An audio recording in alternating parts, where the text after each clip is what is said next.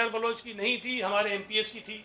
हम उसमें गए थे, DG रेंजर साहब से भी, और इनसे गुजारिश करूँगा कि जो लोग रिटायर हो गए हैं उनको गैर जिम्मेदाराना बातें नहीं करनी चाहिए, इसलिए कि शायद ये फिर बातें जब खुलेंगी तो बहुत सारी और चीज़ें सामने आएंगी, वो मुनासिब नहीं है। गैर जिम्मेदाराना बात पर हमारा मुंह भी खुल जाएगा। सईद गनी का DG रेंजर्स को पैगाम, कहा मुझ समेत पीपल्स पार्टी के रहनुमा उज़ैर बलोच की दावत पर नहीं, MPS की दावत पर गए थे।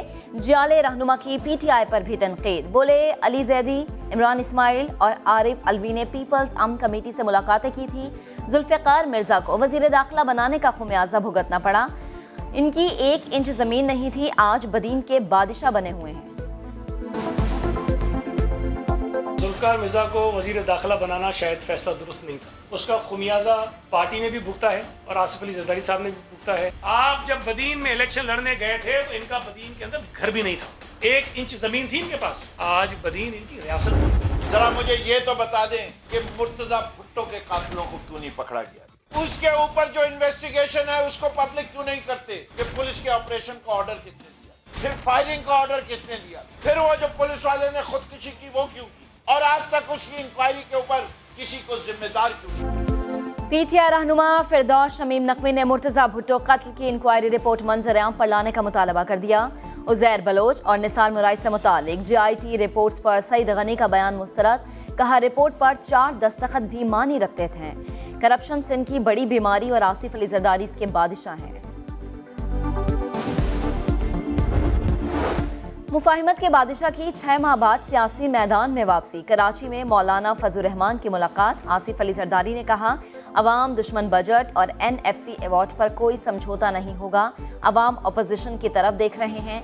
बिलावल का मौजूदा हुकूमत में सबसे ज्यादा करप्शन का इल्जाम, कहा नैब के जरिए अपोजिशन से इंतकाम लिया जा रहा है।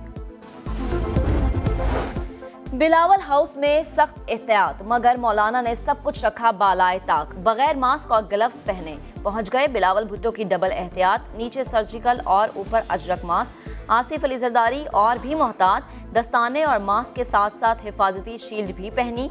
सारी बातें दूर दूर से हुई।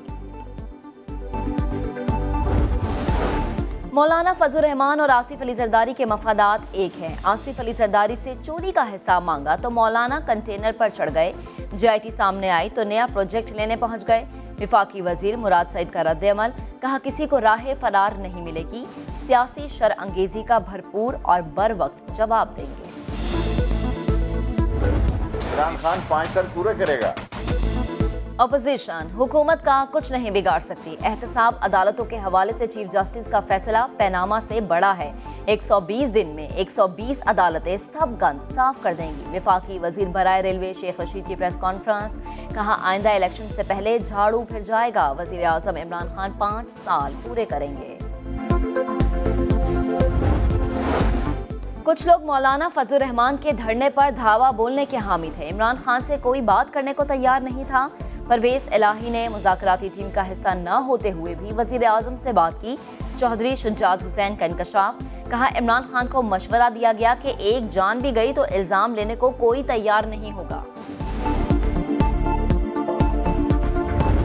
हमारी इंटरनेशनल ऑब्लिगेशंस हैं, उसके लिए हमें सिर्फ 31 दिसंबर तक हमें टाइम मिला है। नया पाकिस्तान हाउसिंग के लिए 30 अरब रुपए की सब्सिडी दी है। 3 लाख रुपया हर घर के ऊपर सब्सिडी दी जाएगी। 5 मरले के घर पे सिर्फ 5% सूद देना पड़ेगा।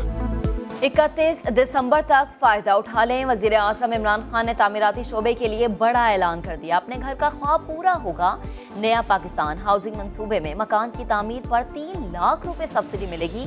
5 मरले के लिए कर्जे पर 5% और 10 मरले पर 7% मार्कअप होगा। पंजाब में आटा बहरान खत्म करने के लिए वजीर आजम का बड़ा फैसला। सरकारी गोदामों में पड़ी गंदम मार्केट में लाने का हुक्म दे दिया। ब्यूरोक्रेसी ने सरकारी गंदम अक्टूबर में मार्केट में लाने का मशवरा दिया था। वजीर आजम ने सरकारी अफसरान की सरजनिश कर दी। कहा क्या 4 माह तक लोग भूखे रहेंगे? सस्ते बाजार खोलकर सस्ता आटा फराहम करने की हिदायत। कराची में लोड शेडिंग का अजाब, के इलेक्ट्रिक का नाकिस सिस्टम का एतराफ। इस्लामाबाद में नेपरा की अवामी समात में के इलेक्ट्रिक के सरबराह ने ईंधन की कमी का रोना रो दिया। कहा कैनेप प्लांट से बिजली बहाली में मजीद 5 दिन लगेंगे। चेयरमैन नेपरा ने के इलेक्ट्रिक को खरी खरी सुना दी। कहा शादी हॉल्स और होटल्स बंद पड़े हैं, 400 मेगावाट तो वैसे ही बच गए। 11 माह से ग्रिड स्टेशंस अपग्रेड क्यों नहीं किए? जमात इस्लामी का महंगी बिजली और लोड शेडिंग के खिलाफ आज शारा फैसल पर धरने का ऐलान। और पाकिस्तान आबादी के लिहाज से दुनिया का 5वां मुल्क, 60 साल में दुनिया की आबादी डबल हो गई। आबादी का आलमी दिन आज मनाया जा रहा है। इस साल का थीम ख़वातीन की सेहत और तहफ़्फ़ुज़ है। माहिरीन का कहना है पाकिस्तानी ख़वातीन में तालीम का फ़रोग़ बहुत से मसाइल ख़त्म कर सकता है।